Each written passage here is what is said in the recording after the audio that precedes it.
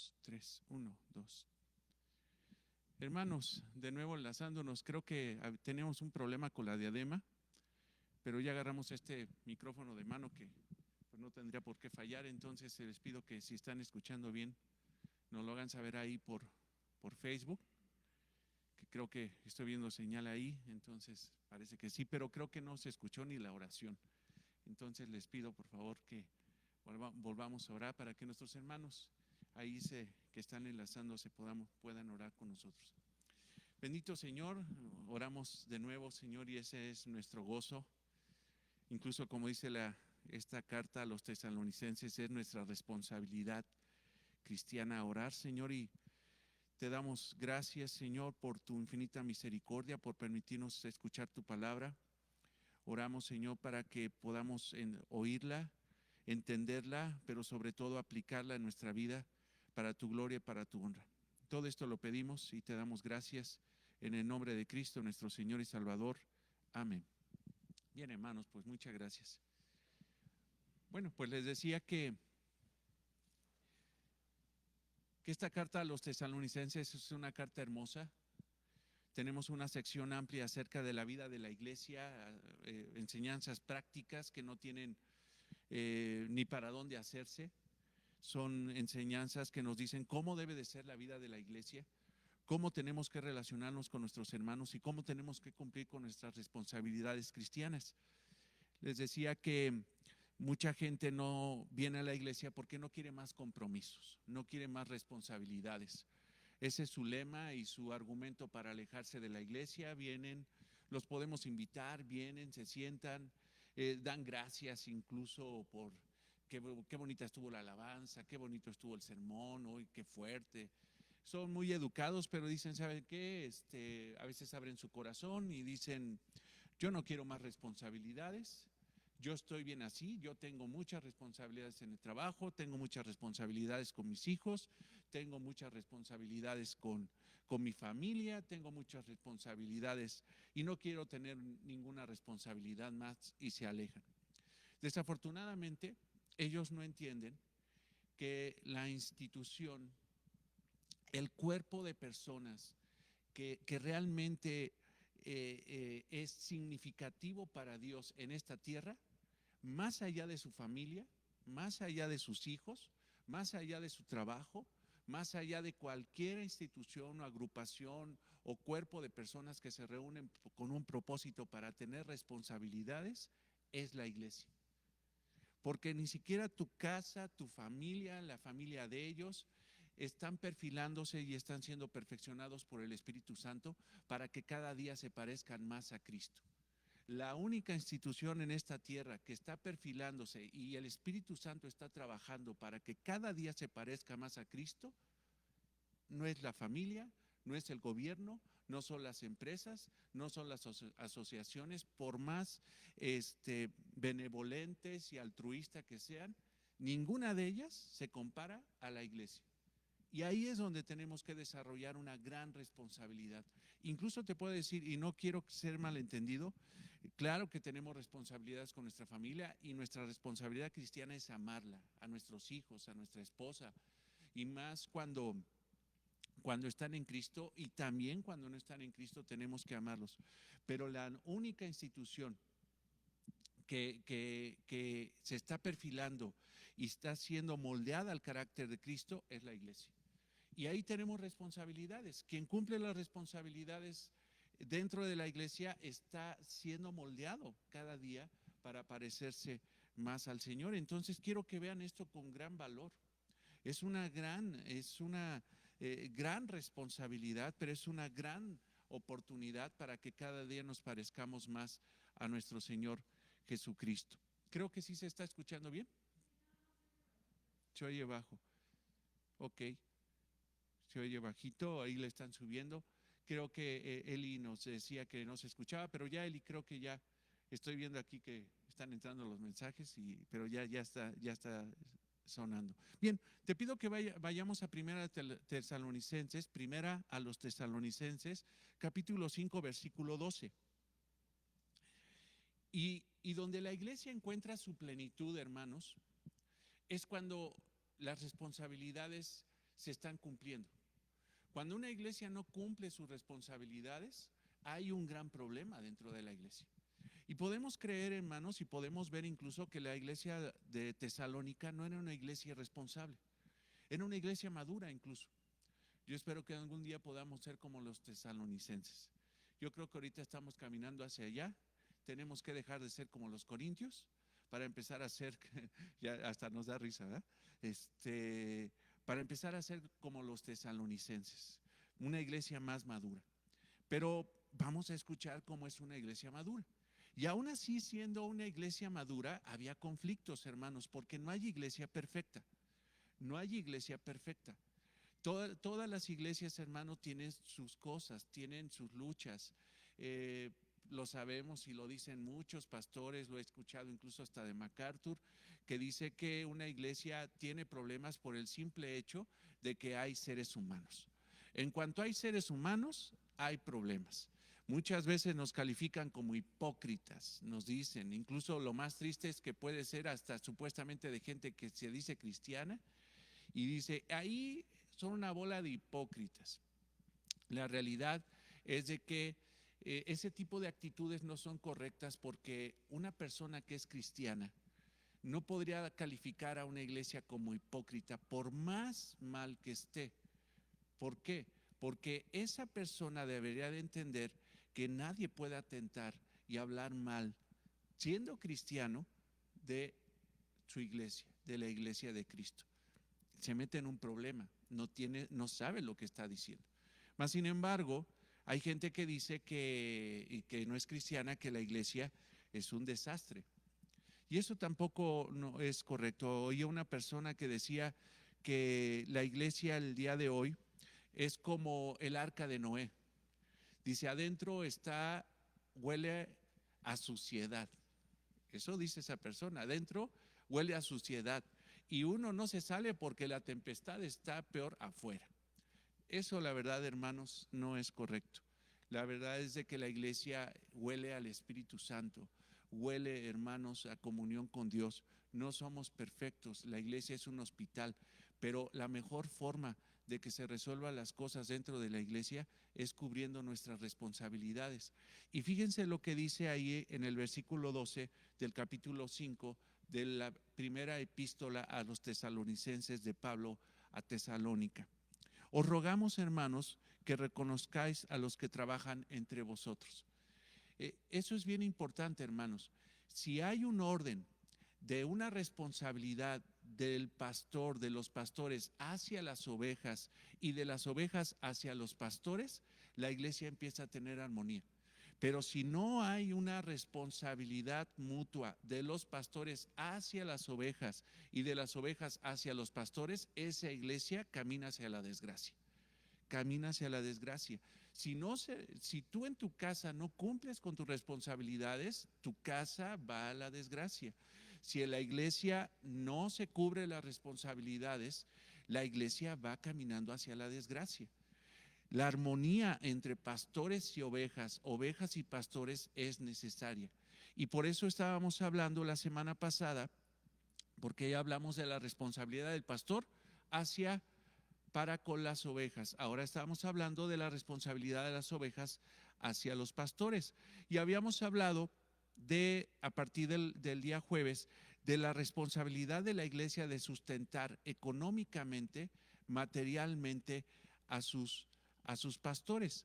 Yo te pido que veas ahí, os rogamos, hermanos, que reconozcáis a los que trabajan entre vosotros y os presiden en el Señor y os amonestan, y que los tengáis en mucha estima y amor por causa de ¿qué? De su obra. Habíamos hablado que esa expresión mucha estima, perizo es la palabra en griego, se refiere a un aspecto de tenerlo sin necesidad. Incluso muchas traducciones del griego, hermanos, dicen tenerlos en riqueza.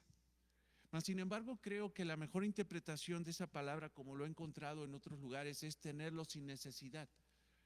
O sea, la iglesia tiene la responsabilidad de sustentar económicamente a su pastor, a sus pastores, para que puedan seguir adelante en el ministerio sin necesidad de involucrarse en cuestiones seculares. Son muchas las actividades que tiene un pastor, que tiene que guardar un pastor.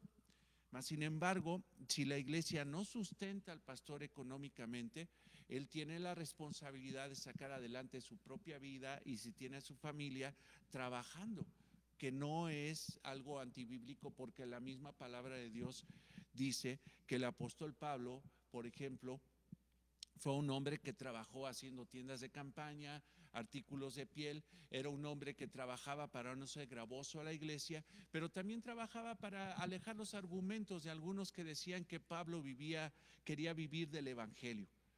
Y estudiamos el jueves ese pasaje hermoso donde habla en 1 Corintios 9, donde él tiene derecho de vivir del evangelio, porque si predica el evangelio, puede vivir del evangelio, más sin embargo él hizo a un lado ese derecho por tener paz con los corintios. Si para los corintios les era incómodo ver que Pablo predicaba el evangelio y creer ellos en su corazón que él predicaba por dinero, él decidió dejar a un lado su derecho de vivir del evangelio para que ellos, los corintios inmaduros, no pusieran argumento ante el mensaje que era más importante para Pablo que el recibir dinero de ellos. Para Pablo le era mucho más importante predicar el evangelio que comer del evangelio. Mas, sin embargo, el ideal es de que la iglesia pueda sustentar a sus pastores económicamente. Lo hemos visto. Por ejemplo, vámonos a 1 Timoteo, versículo 5, capítulo 5, perdóname. Primera epístola a Timoteo, capítulo 5, versículo 17.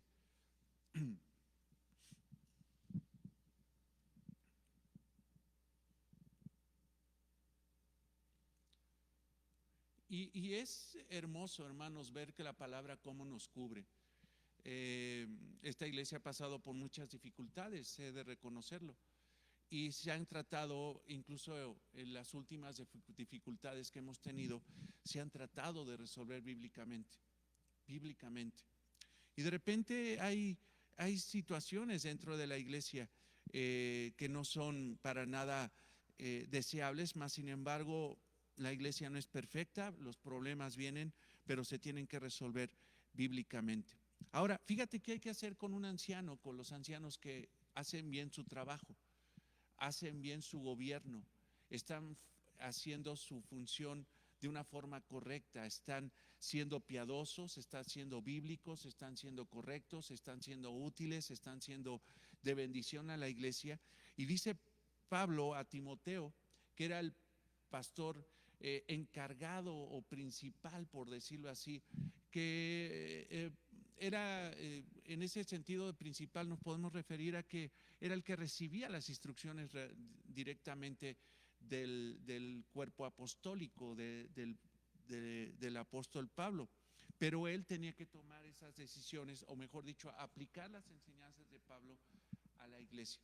Aquí podemos ver también que una responsabilidad del pastor, hablando de la responsabilidad del pastor, es ver que se organice bien los recursos económicos de una forma adecuada para que la iglesia funcione bien. Y él está diciendo, tú tienes que administrar bien el dinero. Y a los pastores, a los ancianos que hacen bien su labor, que gobiernan bien, sean tenidos por dignos de doble honor. Eso es, págales, pero págales bien. O sea, págales con doble honorario, mayormente a los que trabajan en predicar y enseñar. Entonces, la iglesia, cuando está en un proceso de madurez o está entendiendo lo que realmente es su responsabilidad, una iglesia que puede decir que es responsable, sustenta económicamente a los pastores, al pastor que está haciendo bien su labor, pero que está enfocándose de una forma extraordinaria en predicar y enseñar la palabra. O sea, es conveniente. ¿Qué es lo que hace que la iglesia crezca? Una buena enseñanza, una enseñanza bíblica, una buena predicación, una predicación bíblica. Es sumamente conveniente, es lo que más tenemos que cuidar dentro de la iglesia. Si hay un buen alimento espiritual, la iglesia va a madurar, va a crecer espiritualmente, va a ser una iglesia saludable, va a ser una iglesia que va a caminar conforme al propósito de Dios. Entonces es sumamente conveniente que ese pastor, ese cuerpo pastoral que se está dedicando a predicar y a enseñar, se dediquen al 100% en eso. O sea, si se concentran de una forma adecuada en la predicación, en la enseñanza, ellos, ellos, ellos van a recibir un alimento espiritual conveniente. Me están diciendo que no me baje el micrófono, ya los escuché, muchachos, ya los escuché, ya los vi. Muy bien, bueno, pero fíjate que hay, eso es, creo que no hay vuelta de hoja, ¿no? Dice, tienes que pagarles y págales bien.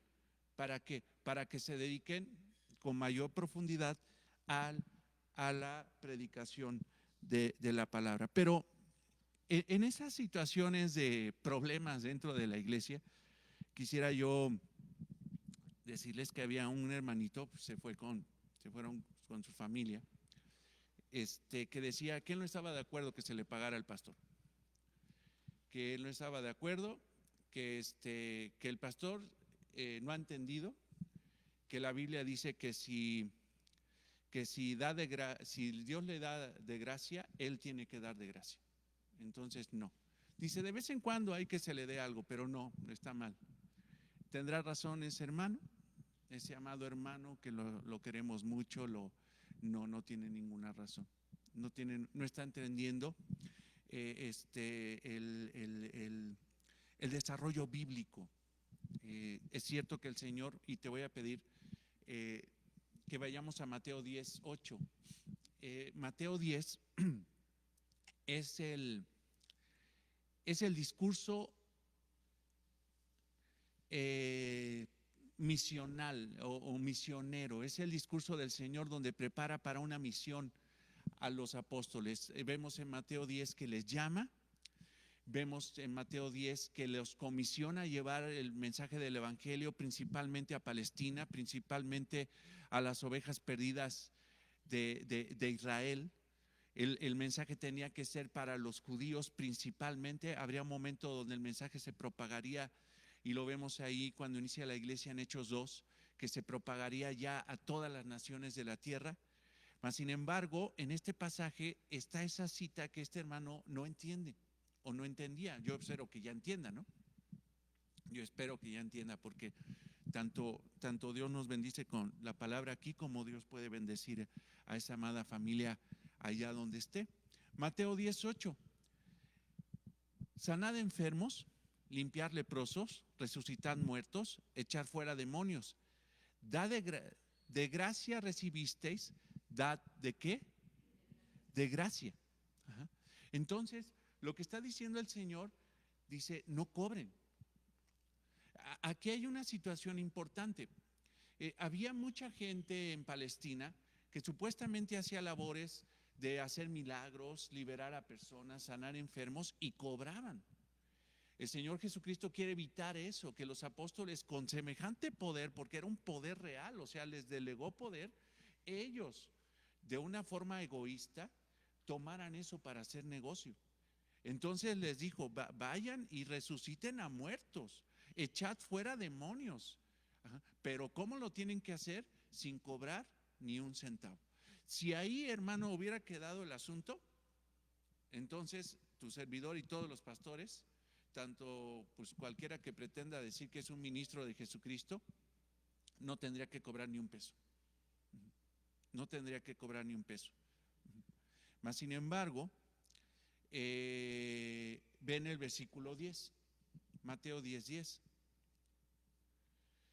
Ni de alforja para el camino, ni de 2 túnicas, o sea, no lleven absolutamente nada. Ajá. Ni de calzado, ni de bordón, porque el obrero es digno de su alimento. Dice, yo sé que tienen necesidad, pero yo los voy a sustentar, dice el Señor. La providencia del Señor lo va a sustentar. Es más, mira, me voy ahí a Mateo, y ahí mismo en el pasaje, en el 10, ve el versículo 42. Mateo 10:42. Es más, desde el 40.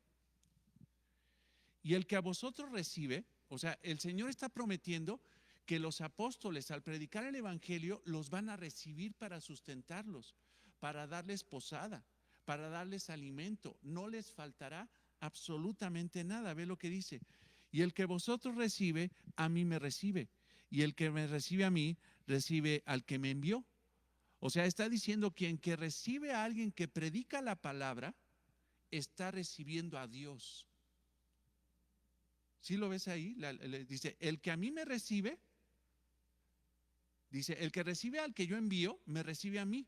Y el que me recibe a mí, recibe al que me envió. ¿Quién envió a Jesucristo? El Padre. Esa era su comisión. Versículo 41. El que recibe a un profeta, al que predica la palabra, por cuanto es profeta, recompensa de profeta recibirá. Ajá. Fíjate lo que está diciendo. El que recibe a un profeta, por cuanto es profeta, recompensa de profeta recibirá. O sea, ¿qué recompensa tendrá? Porque dice que hay una recompensa al que predica la palabra y enseña la palabra de una forma correcta. O sea, no hablemos de recompensas materiales, porque estamos viendo que se le pague doble honorario, sino que tendrá recompensas espirituales al pastor, a los pastores, al profeta, hablando no de un hombre que viene a profetizar tonterías, sino el profeta que se apega y predica la palabra de Dios, lo que ya está, el oráculo de Dios que ya está revelado. Dice, ese tendrá una recompensa, pero al que recibe, al que sustenta, a uno que predica la palabra, recompensa de profeta recibirá. Eso es una promesa extraordinaria. Cuando la iglesia sustenta a su pastor económicamente, cuando ve que no le falte nada, recibirá la recompensa que recibirá su pastor. ¿De parte de quién? De parte de Dios. Fíjate qué cosa tan extraordinaria.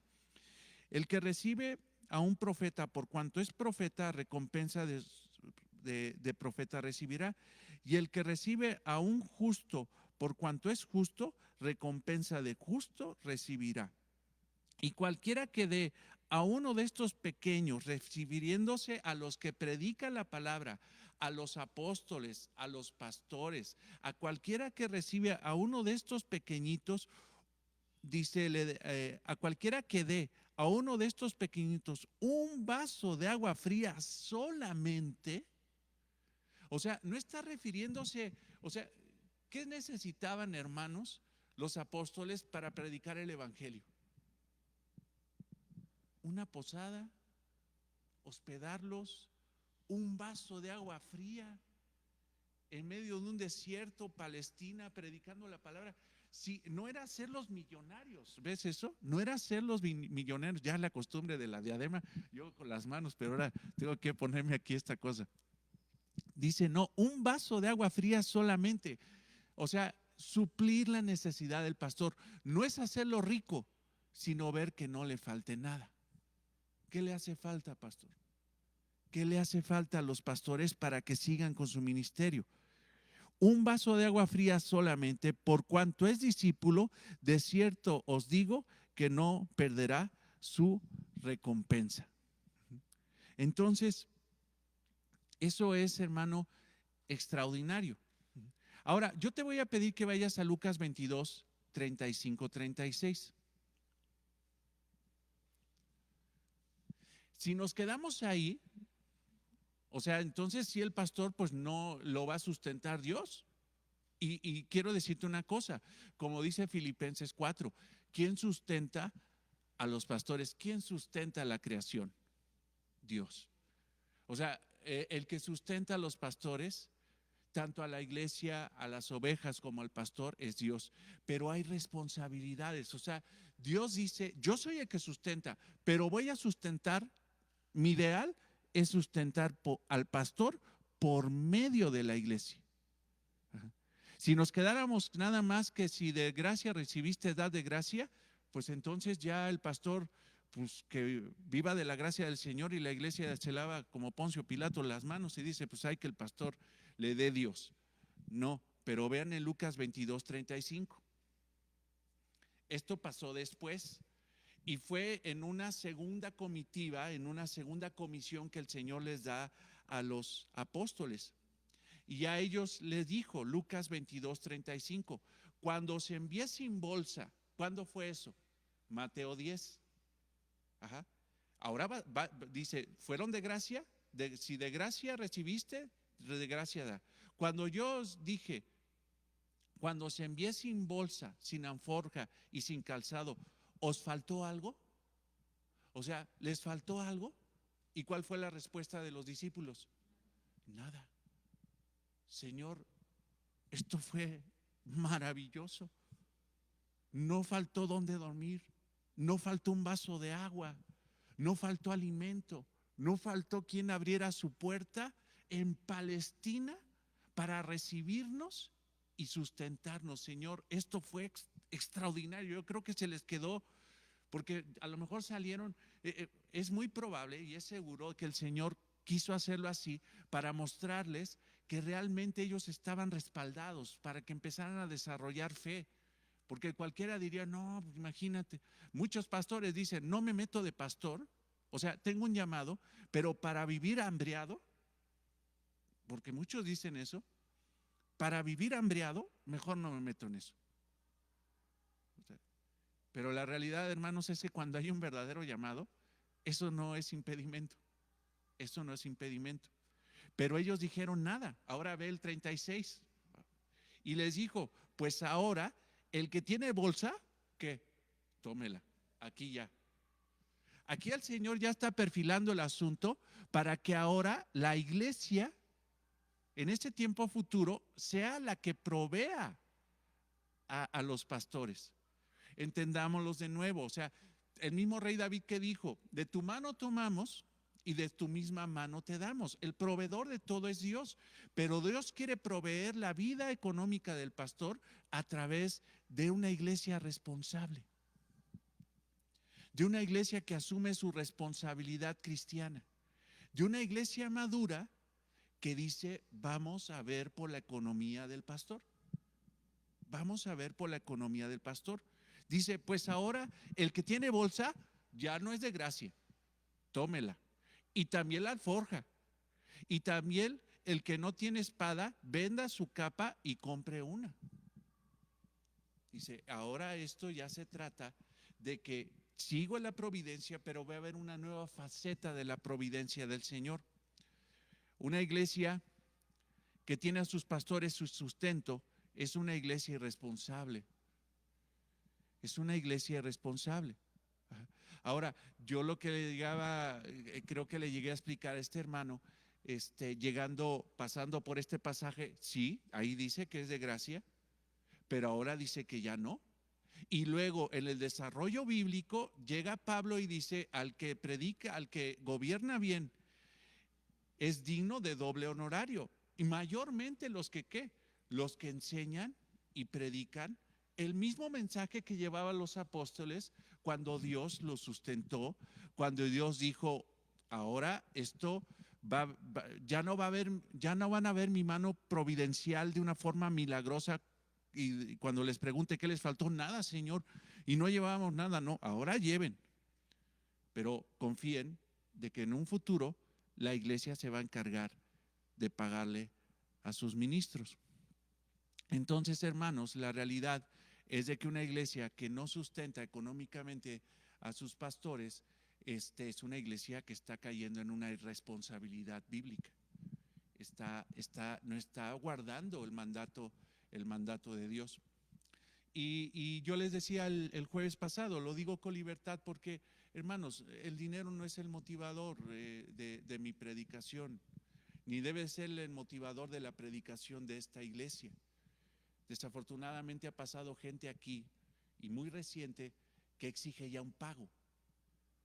Entonces, ¿cuánto me van a dar? ¿Dónde está mi contrato? Así me dijo esta persona. Dice, ¿cuánto me van a pagar? ¿Y dónde está mi contrato? Pues, por lo que entiendo, si yo no he tenido oportunidad, pues entonces esperemos, ¿no? Pero no. ¿Dónde está mi contrato y dónde está mi pago? eso ya no está bien. Eso ya habla de una cuestión que no está entendiendo el mover de la iglesia, las necesidades de la iglesia. Pero sí debemos de considerar que en un futuro, yo hablaba con un grupo de hermanos y les decía algo muy sabio que se puede hacer dentro de las finanzas de la iglesia, es decir, bueno, esto es para pagar los 29,400 pesos mensuales que tenemos que pagar de renta del lugar. Obviamente agreguemos 1,000 pesos de luz ahorita que no ha sido mucha, agreguemos 550 pesos del internet, agreguemos 400 pesos de agua que también no ha sido mucho, y ya serían más o menos como 33,000 pesos, 34,000 pesos. Y cuando una persona responsable dice, es que yo tengo que ver, así como pago la luz de mi casa, sería horrible que yo llegue a la iglesia y no haya luz por mi irresponsabilidad de no ver por la iglesia. Pero también dentro de ese orden de económico, decir, esto es para pagar las cuestiones de mantenimiento, de renta de la iglesia, y esto es para el pastor. Esto es para darle a él, al pastor. Esto es para proveerle al pastor. Y yo doy gracias a Dios, hermano, porque, pues, porque Él lo quiso. No somos una iglesia de millonarios. ¿Estamos de acuerdo? O hay alguien aquí millonario, ya no se haga rosca y mochilas, ¿no? No somos una iglesia de millonarios, hermanos. Más sin embargo, he visto esa fidelidad en hermanos que llegan y de repente, como les decía el jueves, te regalan comida, te invitan a comer a la casa, no sé, tantas cosas que, hermanos, no es una cuestión de dinero, sino es una cuestión simple y sencillamente de atención. O sea, hay una preocupación. Probablemente dirán en su corazón, no tengo forma de darle al pastor económicamente, pero sí tengo forma de llevar por ejemplo, al ratito espero en el Señor que se organice el desayuno.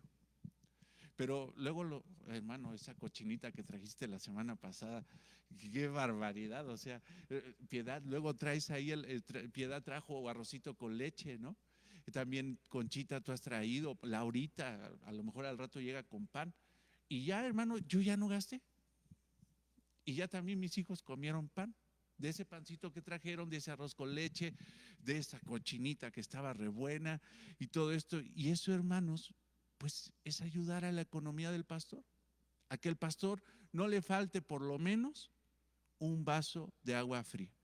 Y entonces, hermano, con la cochinita, con el arrocito con leche, al rato, hermanos, pues me subo a las 11 aquí a gastar calorías de ese desayuno que ya vino, hermano, de la gracia del Señor.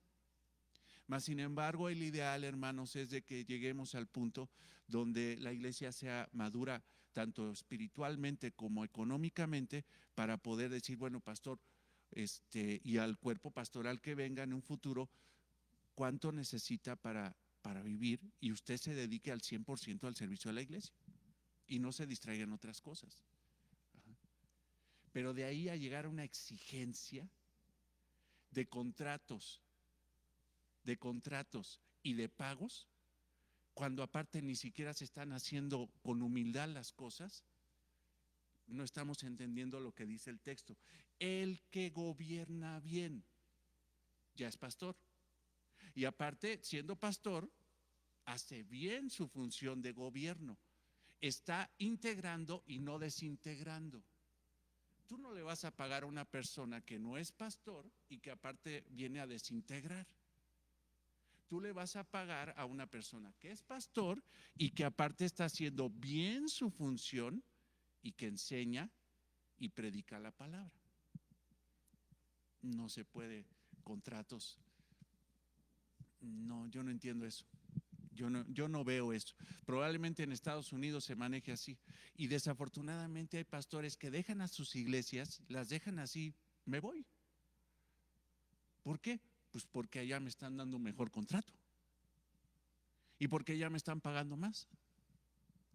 Entonces, el pastor que es asalariado, que viene por intereses personales y no tiene un interés por la grey, un amor por la grey, abandona la grey, la deja. ¿Por qué? Porque él está buscando una mejor promoción. él está buscando un mejor, ¿cómo se llama? Un mejor sueldo. Aquí, hermanos, pues hay que tener mucho cuidado con eso. Pero la verdad, hermanos, es que tenemos que aprender mucho. Gloria a Dios, no somos mormones, pero los mormones cuidan a sus profetas. Sé, porque, ¿verdad? O sea, sé que los mormones les tienen su casota, su camioneta, o sea, los tienen, pero a todo dar, ¿no? Qué bueno que no somos mormones, porque los mormones no van a ir al cielo con sus herejías, o sea, no van a ir, no honran a Cristo, no es una iglesia, la iglesia mormona no es una iglesia cristiana. Pero si algo podemos tomar como ejemplo es de que ellos procuran muchísimo a sus pastores, a sus falsos pastores. Te digo una cosa, hermano, prefiero predicar el evangelio, el verdadero evangelio, y vivir al día ¿cómo se llama? Que, que, este, que está predicando herejías y meterme a ese tipo de cosas. Pero bueno, la otra vez hay alguien que me ayuda muchísimo y me exhorta en el lugar exacto como debe de ser, es mi esposa. Y luego me dice, es que no vayas a terminar hablando mucho de ti, ¿no? Y lo hemos entendido, aquí no estamos para hablar, pero pues ahorita estamos hablando de esto, ¿no? Entonces tiene que ser un poquito, ¿no? Y el viernes, por ejemplo, pues tuve que salir de una forma extraordinaria a Guadalajara. Y yo quería dar más un estudio que ir a Guadalajara, pero híjole, pues ahora sí que como dicen por ahí, pues para qué te rentas, ¿no? Y tuve que tomar un vuelo a Guadalajara para llevar unos papeles y ver a un notario. Ahí estoy trabajando con una persona que tiene una inmobiliaria, le llevé los documentos, me fui a las 4 de la tarde, pero pues ya sabes, hay que llegar antes y regresarse a las 10 de la noche de nuevo el mismo día. O sea, dices, híjole, está complicado, ¿no?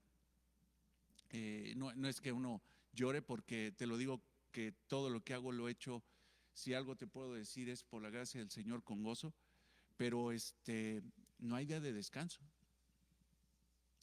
no hay, porque cualquier pastor mañana pues no trabaja, porque dice, ¿sabes qué? Sus días fuertes son viernes, entre más se acerca ¿cómo se llama? El fin de semana, más trabajo tiene. Y cualquier pastor diría, pues sabes que los lunes es mi día de descanso. Pero para mí no hay, porque el lunes es cuando más los clientes te hablan, ¿no? ¿Sí o no? Parece que les cargan la pila y el lunes te están hablando a primera hora. Cuando trabajo en una empresa, pues lo primero que te está sonando el teléfono a las 8 de la mañana, 7:30 de la mañana, es, ¿cómo se llama? El teléfono. Pero hermanos, llegará el momento, nada más consideren esto como una responsabilidad. Si yo después de un tiempo veo que hay posibilidad y la iglesia no tiene la responsabilidad, pues yo tengo la obligación de exhortar a la iglesia para cumplir bíblicamente con sus responsabilidades. No podemos tener a los pastores en la miseria, no puede ser. Hay que ver por los pastores, esa es la responsabilidad, una faceta de la responsabilidad de las ovejas para con sus pastores. ¿Por qué? Pues por la labor que hacen, simple y sencillamente, porque la labor que hacen es mucha y necesitan, y no le puedes poner bozal al buey que trilla. Si el buey está trabajando, dale de comer. Y Pablo dice, ¿qué lo dijo el Señor acerca de los bueyes? Dice, no lo dijo de los bueyes, lo dijo respecto al obrero que trabaja. Dice, si está trabajando y quieres que trabaje bien, dale de comer bien, ¿no?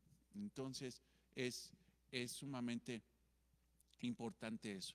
Ahora, vamos a hablar y vamos a avanzar, ¿qué será? Si me permiten 15 minutitos, a las 9:35 le paramos. Vamos a hablar acerca de las responsabilidades ahora que hay. Ya hablamos de las responsabilidades. Te pido que regreses ahí a esta sección maravillosa qué gran descubrimiento, ¿no? Primero a los Tesalonicenses 5. Porque Pablo lo que quiere es una iglesia en armonía, y una iglesia en armonía es la iglesia que cumple con sus responsabilidades. Primera a los Tesalonicenses capítulo 5. Te decía que Pablo cree fielmente que el Señor va a regresar. Cree fielmente que el Señor va a llevarse a su iglesia en el rapto y que para el mundo inconverso, el mundo impío, va a haber el día del Señor, la visitación de la ira del Señor contra esa humanidad que no se ha arrepentido. Pero en lo que pasa a ese tiempo escatológico que nosotros no sabemos cuándo va a ocurrir, la iglesia tiene que cumplir responsabilidades. Y ve al versículo 12 del capítulo 5. Vamos a volver a leer y vamos a avanzar un poquito más para que veas ahora las responsabilidades mutuas. Las responsabilidades que tenemos los unos con los otros. Os rogamos, hermanos, que reconozcáis a los que trabajan entre vosotros. O sea, ten responsabilidad con tus pastores. Pero también ahí vemos la responsabilidad del pastor, que es trabajar para la iglesia. Trabajar para la iglesia. Y os presiden en el Señor. Esto se refiere que un pastor tiene la responsabilidad de dirigir a la iglesia. Esa es su responsabilidad. Pero vemos también ahí en la estructura del pensamiento de Pablo, que es a fin de cuentas el Espíritu Santo el que nos está hablando. Dice que, hermanos, reconozcáis, o sea, tengan una relación íntima, una relación estrecha, la mejor relación que puedes tener, tenla con el cuerpo pastoral de la iglesia. Que reconozcáis, dice, a los que trabajan entre vosotros y os presiden en el Señor y os amonestan, que los tengan en mucha estima, o sea, que tengas un cuidado especial, dice, que los tengas sin necesidad y amor, que ames a los pastores. Esa es la responsabilidad de la iglesia. ¿Por causa de qué? De su obra. Es mucha la obra, lo estábamos diciendo, que hace un pastor. Tened paz entre ¿qué? Vosotros. No permitas un conflicto que violente la paz con tu pastor. No permitas eso. El pastor no es perfecto, y si el pastor no está haciendo bien las cosas, díselo con amor, con respeto, con franqueza y bíblicamente. Y si el pastor realmente está en Cristo y es un hombre humilde, escucha y si es confrontado, entiende su error y lo corrige y agradece incluso la exhortación, aún de la misma iglesia. Obviamente también otra cosa es de que el pastor, y eso lo vamos a ver un poquito más adelante, al pastor no se le puede difamar. Y lo dice en 1 Timoteo 5, cuando venga una situación que el pastor está haciendo algo mal, debe de ser exhortado, debe ser confrontado en presencia de testigos. ¿Para qué? Para que realmente la confrontación o el señalamiento del supuesto pecado que tiene el pastor sea real.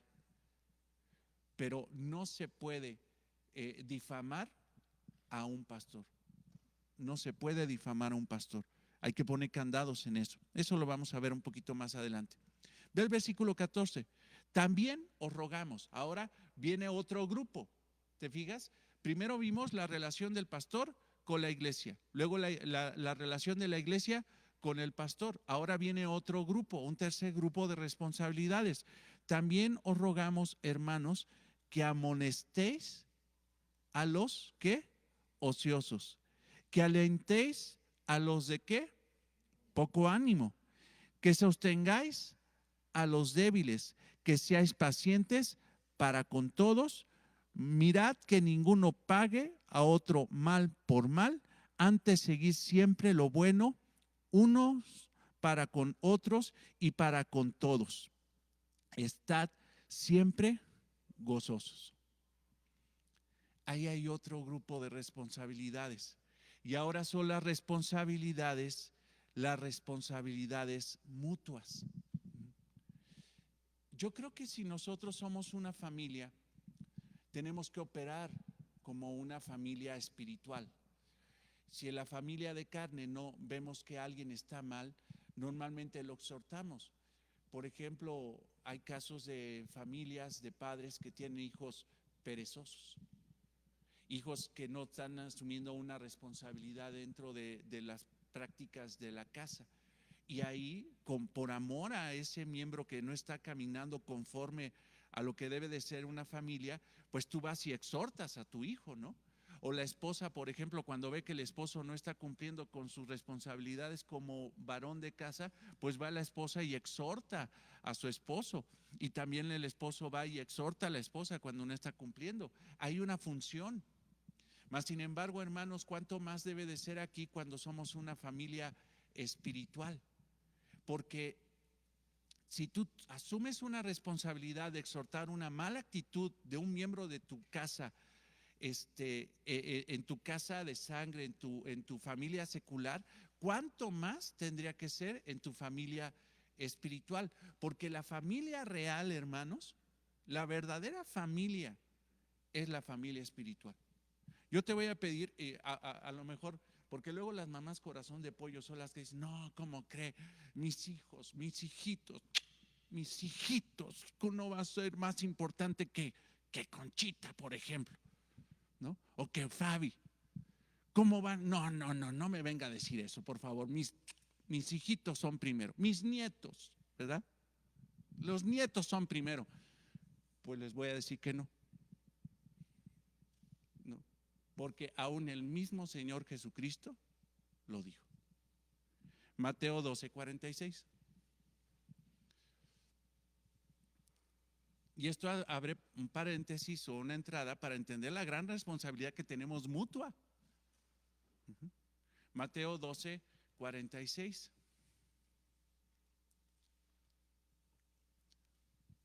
El Señor estaba enseñando en una casa y de repente llega la familia del Señor, llega su mamá y sus hermanos, porque el Señor, hermanos, aunque los católicos revienten aquí porque ellos dicen que no, María y José, después de que nació el Señor Jesucristo, que fue el que abrió vientre en el vientre de María, obviamente entendiendo que José fue su padrastro, no fue su padre biológico, su padre fue Dios, fue engendrado por medio del Espíritu Santo.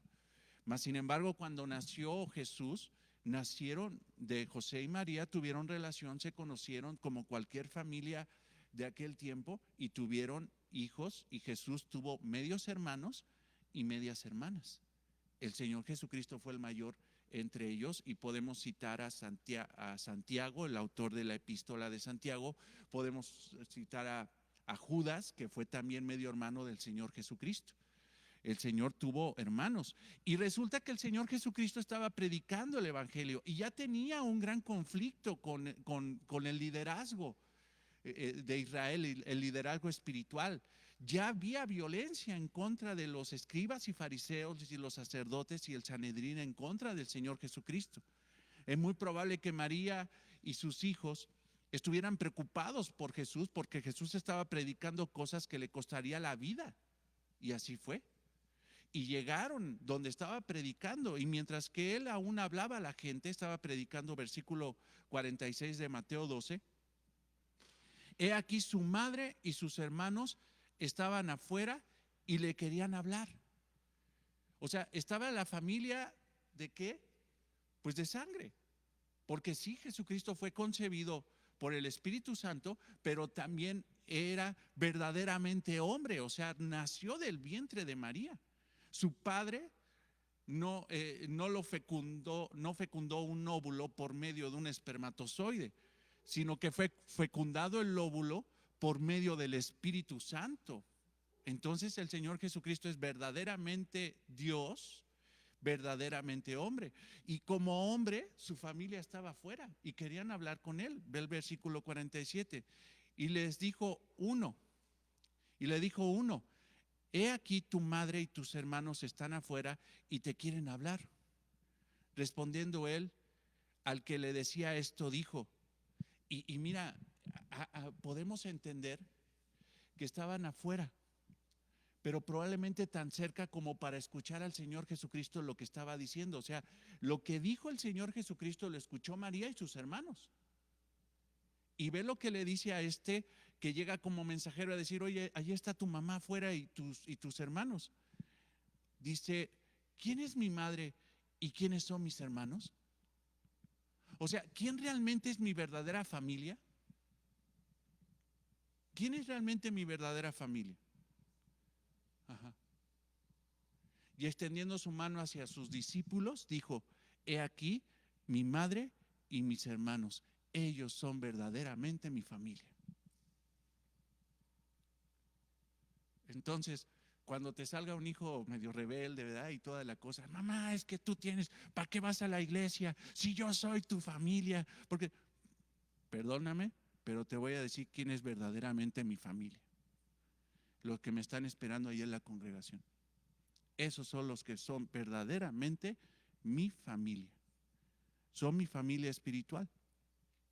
Y extendiendo su mano hacia sus discípulos, dijo: he aquí mi madre y mis hermanos. Y aquí hago un paréntesis, hermanos, porque no está diciendo el Señor Jesucristo que seamos desobligados con nuestra familia. Tenemos que amarlos, pero no podemos poner por encima de las cosas de Dios, por encima del Señor Jesucristo, a nuestra propia familia. O sea, cuando el Señor Jesucristo habló de que quien no aborrezca a padre, a madre, hijos, está haciendo una hipérbole. No está diciendo aborrécelos para ser cristianos. No, es más, la evidencia de un verdadero cristianismo es amar a nuestra familia. Mas sin embargo, lo que está diciendo el Señor Jesucristo dice: tu familia no puede ser más importante que yo. Tienes que estar dispuesto a tener ese entendimiento. Y Él puso el ejemplo. Dice: ¿quiénes son verdaderamente mi familia? Dice: mis discípulos. Y extendiendo su mano hacia sus discípulos dijo: he aquí mi madre y mis hermanos, porque todo aquel que hace la voluntad de mi Padre que está en los cielos, este es mi hermano y mi hermana y mi madre. Dice: los que hacen la voluntad del Señor.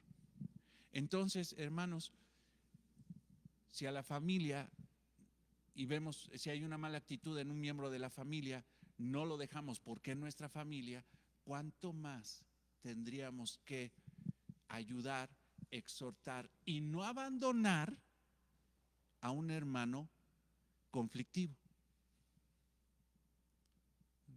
Porque sabes que desafortunadamente creo que allá donde andábamos y que por la gracia del Señor nos sacaron, lo primero que decían: oiga, ¿qué hago con mi hijo que está en drogas? Córralo, córralo, como el hijo pródigo, que se vaya a tragar algarrobas.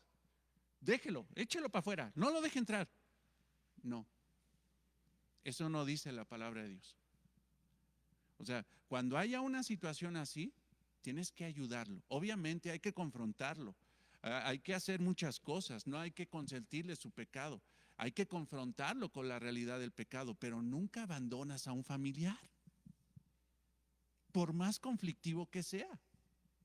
Ahora, yo te pido que te regreses a Tesalonicenses 14, primero a los Tesalonicenses 5:14, y nada más leemos, te explico nada más qué tipo de hermanos hay dentro de la iglesia.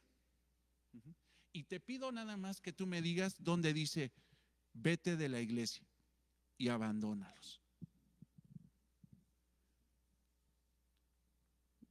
Yo por favor te pido, es que yo sí, de repente, todavía me falta mucho, hermanos, me falta mucho, pero no he encontrado ningún pasaje en la Biblia donde diga: cuando la iglesia sea inmadura, débil, ociosa, incluso hasta con miembros malos, déjalos.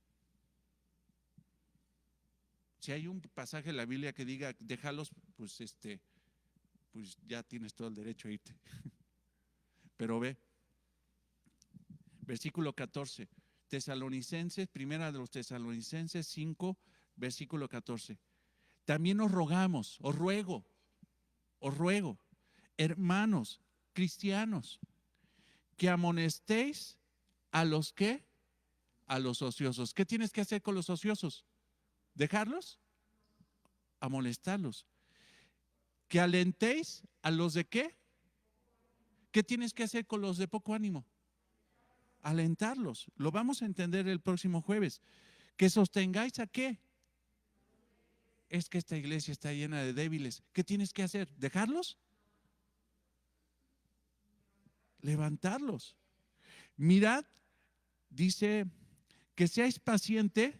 ¿Para qué?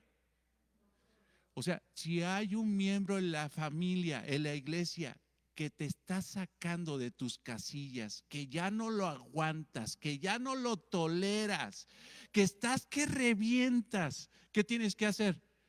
Tenle paciencia. Ahora, vámonos al grupo más feo que no debe de estar en una iglesia, más sin embargo, hermanos, los hay. Cristianos que parece que no son cristianos y son malos. Fíjate, mirad que ninguno pague a otro mal por mal. Cristianos malos donde te dan ganas, está hablando de mí. Ahorita, no, no le pagues mal por mal. Antes seguid siempre lo bueno uno para con otros. Estos son cristianos porque arriba dice hermanos. ¿Y para qué? Para con todos. O sea, aún hermanos malos dentro de la iglesia, sopórtalos y no les pagues con mal. E incluso también con los de afuera, con todos. Por favor, si estoy en un error, dime dónde dice que abandones una iglesia así. Te dice madura y ayuda. Pero si tú agarras y dices, ¿sabes qué? Son malos y ya me voy, pues ¿a dónde te vas a ir a meter? Porque pues, en todos lados, ahora sí que como dicen en el pueblo, ¿no? En todos lados se cuecen habas. Entonces vas a ser de esos que van a estar brincando, brincando, brincando, brincando de congregación, encontrando su ideal. O va a ser su propia congregación, pero con ese corazón no tiene corazón de pastor y no tienen corazón de familia cristiana. No tiene. Bien, hermanos, pues vamos a entrar el jueves, ¿no? Va a estar padre esta sección, va a estar muy bonita. Dios los bendiga, hermanos, vamos a orar. Amado Señor, te damos gracias por tu infinita misericordia y bondad. Gracias, Señor, por permitirnos estudiar esto, Señor, que está abriendo tanto nuestro entendimiento. Enseñanzas tan simples, pero que estaban tan lejos de nuestro conocimiento, pero honramos tu palabra, te damos gracias por estos pasajes y te pedimos, Señor, que sigas trabajando en nuestros corazones, Señor, que necesitan tanto tu palabra y que sigas trabajando, Señor, en el corazón de esta iglesia para que podamos madurar, para que podamos asumir responsabilidades, para que seamos responsables, Señor, en lugar de huir de nuestras responsabilidades cristianas. Gracias, Señor, en el nombre de Cristo oramos. Amén.